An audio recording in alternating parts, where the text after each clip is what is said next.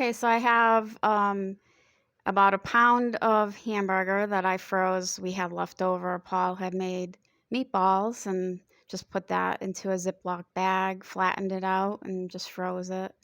I had wrote on it that I was using it to make chili because I had planned it.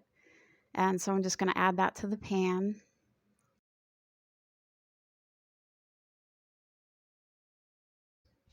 Now you defrosted that overnight, and one of the things you could do is, if you wanted to cook this while you're at work, you could cook the hamburger up the night before, put it in the refrigerator, and just add it in with the other ingredients, right? Right. Yeah, I had done that when we were still working. It just makes it easier in the morning to just throw everything in the crock pot. And so we just have it browned up the night before, put it in the hamburger in the refrigerator, and then in the morning, when just take the hamburger out.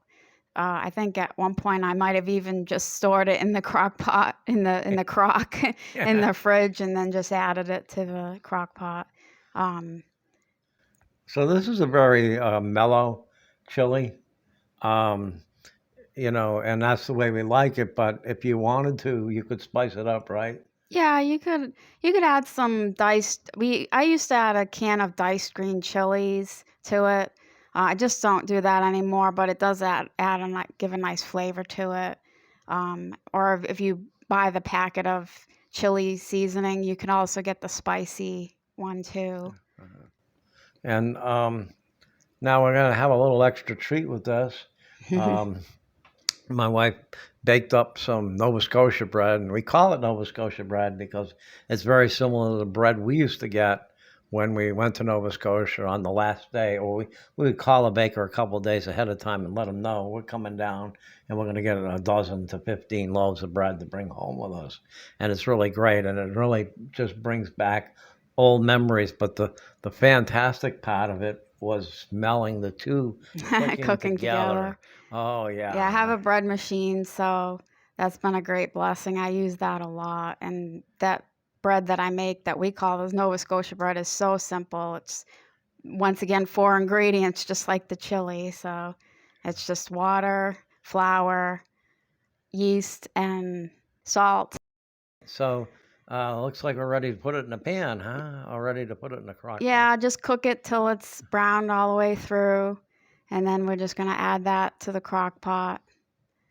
And I cooked that on high. Just took a few minutes, not too long.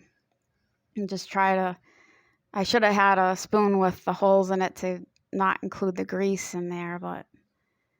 And then, so I have a can of kidney beans, and I already drained that, and we're going to add that.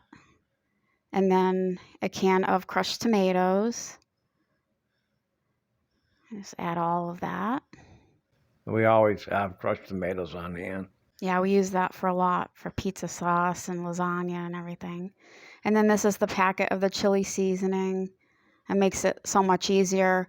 I mean, some people like to make their own seasoning, but I figure why do that? This doesn't have MSG or anything, so just add that to the crock pot.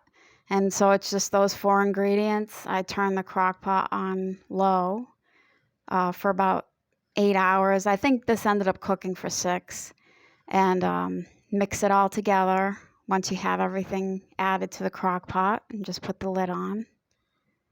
Here we go. Gonna time the dish.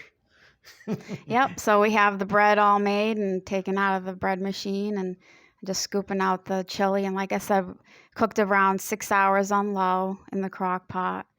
Super simple, but tastes great.